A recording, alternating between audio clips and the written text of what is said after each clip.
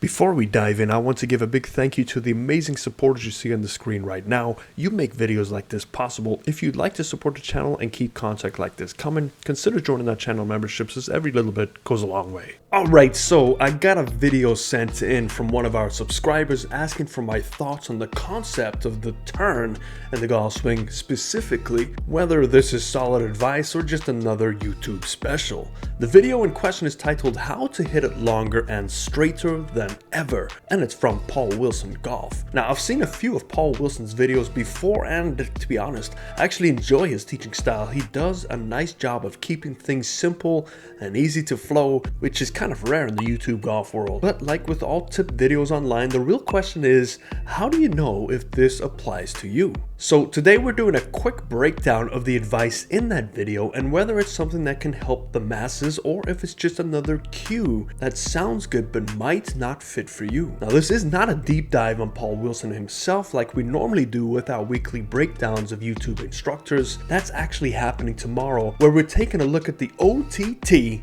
over the top swing that was the most voted this week. And as always, if you come across a video that you want me to check out, send it in. If I think it could be of service to you guys and there's a bigger lesson to be pulled from it, I will break it down right here. And if you do like this type of stuff, hit that like, share, subscribe if you want to join us, but let's get it. Okay, so I've downloaded this video from Paul Wilson Golf. I don't want to show the whole 9-minute video. If you're interested in seeing that 9-minute video, you can go to his channel, support his channel, and see for yourself. But I am going to crop out a couple of key things he describes with turn and what he sees most amateurs do, and we'll go ahead and break it down from that point. And also, let me know how my sound is on my mic. I've been having issues with my mic, and I'm just a golf pro. I'm not an IT guy, tech guy. So if you could just let me know in the comments, does the mic sound okay? If not, I'll see what I can do. But you know, I think Mrs. Jabroni, Mrs. Having Camp, they get back at me somehow. But let's go check out Paul Wilson. So a few minutes ago, I was talking to a gentleman. I had met him at the range here, and he came out again, and he's about to play. So he said, "Hey, Paul, you got any tips for us today? You know, I don't really hit it very far, so you swing so easy and you get a lot of power." I'm like, okay, here's the deal. This is how I do it. All right, so that's what this tip is about. I am not sitting here whacking at it as hard as I can. Okay, if I can have an effortless looking swing and hit it a long way, I'm doing it a different way. Well, that way is by rotating my body. Okay, so what I'm getting at, if you watch pros, every pro, you will see this cheek when we hit the ball. Okay? Amateurs, you will see no cheek. Now, when pros hit a ball, we could be maybe on the low end 30 degrees open, 35 degrees open, 40, 45. Morikawa and Dustin Johnson, who are bowed wristed at the top. I don't know about Xander Schauffele. I haven't checked him out yet, but they are 60 degrees open with their hips when they hit that golf ball. And I am not kidding. It is 80 to 90% of everybody I've ever taught is literally facing the ball. So they're set up to the ball like this. They go to the top like this, and they face the ball when they hit the ball. Their hips are not open at all when they're hitting the ball. Why don't you see the cheek with amateur players? Well, there's two reasons. Amateur players hit the top like this. They go to the top, they pull the arms down because they're going to whack at the ball. Well, if you do, your hips will be facing the ball, and as you can see, there is no cheek. Next reason is you have been told to shift to start your downswing. And I know, tons and tons of videos on it. This has gone back, ever since I can remember. There's two ways to shift. You can hit the top like this, shift sideways, or you can shift onto your forward foot. You do that, you will never get this, ever. It will never happen. You will never see the cheek. Why? Because you're moving sideways. The only way you can see the cheek is if you turn. So see, right here, you don't see this cheek, right? Now watch. If I turn, guess what? You see the cheek, right? See? Turn, see the cheek. Go sideways, you don't. So if you're up here and you think shift this way, see, you don't see the cheek. And if you shift that way, you don't see the cheek. You will almost be hitting the ball. So you'll be up here like this. Oh, you got to shift. Yeah, as soon as you think shift, your club's going to be about here. So how are you going to turn? Or when are you going to turn? The club's almost about to hit the ball. So you're up here thinking shift, I'm going to shift. Yet your club has come down and it's right there. So there's no time to see the cheek. Your hips are over here. Now you think turn, you're already facing the ball. So now you can keep turning and see the cheek. Okay? Now, once you go through like this, don't you get over here into your follow through? Yeah. It's more important that you get the cheek showing right here at impact. Okay? That is a huge piece to getting distance. Okay, so you can clearly see I cropped most of the information that he had. If you want to go watch the full video, the link will be in the description below. Say hello to Paul for us. The things that I really agree with Paul on is obviously the tour players. You're looking at the best in the world. Now, I personally cannot recall a tour pro that does not rotate at impact. I'm sure there must be some guy out there, some girl out there that just can do it, but to get to that level, I don't think it's possible. And in terms of the amateurs, we deal with mostly new players at a lot of our academies. And when I first teach a new player, the reason I believe they don't turn as much is just because the tool looks like it doesn't require motion with the body because of the angle of the club. It looks like you have to lift the ball up with your hands to help it get airborne. So one of the first things I do with brand new players is I get them to throw a ball.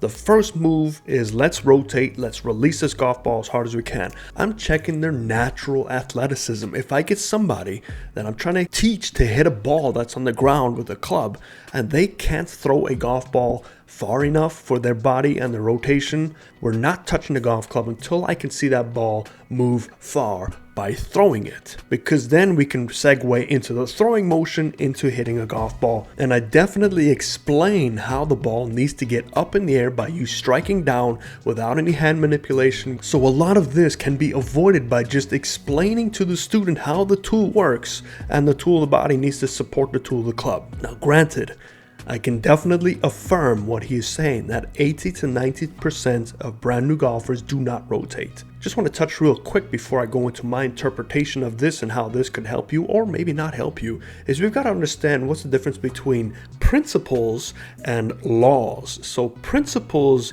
aren't necessarily universal, but laws are definitely universal. It's the laws of physics and biomechanics. You can't shy away from that. So rotation is definitely part of the physics and the biomechanics of generating club head speed. And within the laws of physics and biomechanics of the golf swing, we're looking at force application, your sequencing, ground force reactions, phase control, and swing path. Now, what's variable is your fundamentals, your principles. Now, those can change with individuals, and that's why I said there's no set of universal principles, because we're all built differently. We all have different abilities and rotations. So your principles are going to be different than my principles. And that is basically your setup, your backswing shape, your swing plane, and your grip, posture, foot flare, etc. But now, why do people say there's one way? Well, guess what? That's the easy way to sell a package and a method. So you want to stay away from the packages and methods that tell you to set up a certain way every single time, because that just will not work for the masses. But they can't market that as successfully as somebody that says, I have a secret, I have a new law I found, I have a new principle I found that works for everybody. Run to the hills if you find one of those. What you really want is personalized version of the universal truths, which is not a rigid model. But now, how do those universal principles affect the motion? So sequencing drives the quality of rotation. So if you sequence properly, lower body will turn to the torso, which turns to the arms, which turns to the club. And the more stretch between those factors creates more torque. And within that, there's the efficient energy transfer through that kinetic change that you are establishing. So if the arms or shoulders fire too early, guess what? You're going to lose rotation and spin out or stall, which is what most of the beginner amateurs typically do. So if you're just turning your shoulders, you're not using the ground to push and pivot. But your body structure will determine how you rotate.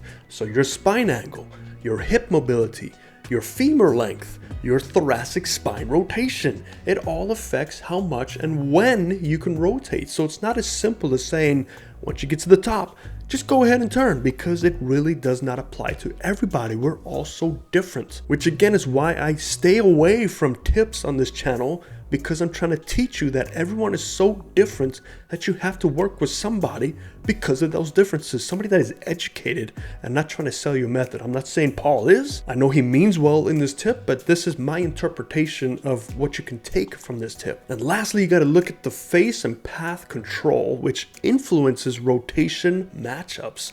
What do I mean by that is you might need more depth in the backswing and less open at impact if you are a fader. You'll likely rotate the pelvis and chest more aggressively to keep the face open longer. So that is why rotation isn't a one-size-fits-all. It's influenced by your shot shape goals and your techniques to get to those goals. But let's just talk about what kills rotation. So too much hold and lag advice. We're talking about the shallowers, the ones that want to increase the angle, which will lead to early arm dominance. Keeping the head too still, which restricts thoracic movement. Trying to stay back locks up your lower body motion. Copying a pro's rotation without matching their body type is basically mismatch city, and your ball flight is going to be the complete opposite of what the pros are. But let's dive even further to talk about why brand new players don't rotate correctly when starting golf. So beginning golfers just don't know how to stay centered when rotating. So the brain says, hey,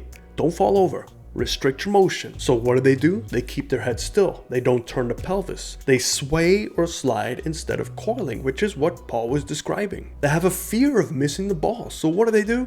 They arms only swing. They limit their body rotation. They early extend or stand up to save the shot. And this is what I try and emphasize when I'm teaching the students about the tool, how it needs to drive into the ground. And in order to do that, you need to turn and tilt at impact. And the misinformation out there, which is all over YouTube, they hear tips like, keep your head down, don't move your hips, turn your shoulders more, with no mention of hips or spine tilt.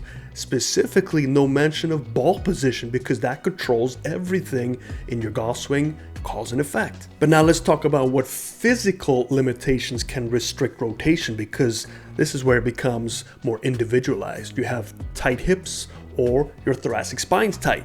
You have weak glutes or core because we're sitting there typing in the computer all day. We have poor ankle mobility from all your blown ankles playing in the YMCA thinking you're Steph Curry. You might have long femurs versus a torso length can create awkward pivot angles. You might have setup issues. Your feet are too close, no base to turn. You might have your posture too upright, which no space to rotate. Your knees might be too flexed, which rotations gets jammed. You might have poor sequencing. If you fire the arms first, the torso can't rotate through. If the hips stall, the upper body gets stuck or overcompensates. And we can go on, but I think you get the gist. And let's also talk about the ball position.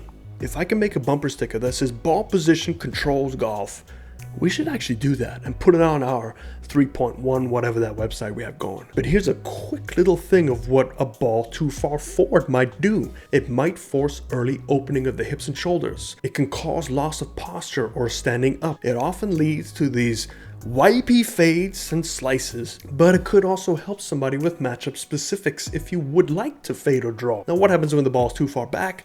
It limits the ability to open, which forces a chop. It can encourage a steep angle and become arm dominant. It can often cause hooks or chunks and makes full turn difficult unless extremely flexible. A majority of the videos I do on our Sunday live stream, I've never had somebody that plays the ball too far forward. It's always been too far back, forcing the shaft lean. And what does this do? It kills the rotation, it kills the power. You can't hold these angles correctly because we're on the computers all day. Ball position is number one. So a correct ball position will allow you time for proper sequencing. It allows space for the trail side to work under, and it gives you the room to rotate freely without manipulation. So how do you know if this video would actually work for you? Because hip rotation is 100% real, but how much, when, and why you do it needs to fit your body, swing matchups, and your goals. So let's break this down a little bit further. So when hip rotation works is when you have decent mobility, when you are stalling your lower body, when you are trying to fade a ball, and if you are athletic, mobile, and coordinated. Let's get that elephant out the room. Athletic, mobile, and coordinated. Now let's talk about when rotate your hips can backfire. You're over rotating with no pressure. You rotate without tilting. Tilt and turn need to happen together to hold your plane correctly. You rotate too soon, so if the hips rotate before pressure shifts forward, you lose the ground force. You can't post up and throw the club or stall or flip. And you're not built for it. If you have tight hips, if you have long femurs, you may be better off using more side bend and vertical force versus pure open rotation. So that's just a lot of info, but here's the bottom line. Turning is absolutely part of a good golf swing, but it's not the secret sauce by itself. If your sequencing is off, even if it's off a little bit, just turning more won't fix it. If you lack tilt or pressure shift, turning might actually make you worse. So Paul's message is a solid one for a certain kind of player, but like with all YouTube tips, you've got to know what your tendencies are before you apply it. If you're not sure, film your swing, check if your arms are dominating the motion, or if your lower body is just along for the ride. If so, a little bit more turn done correctly might help you. And thanks once again to that subscriber who sent this in, and let's keep digging for truths, not tips. And I hope you enjoy that. I will see you tomorrow for OTT Over the Top. And I'm gonna work on this mic. I'm gonna find Mrs. Jabroni, Mrs. Haverkamp. We're gonna have a 9-hole match. I'll let you know how that goes. Fairways and greens.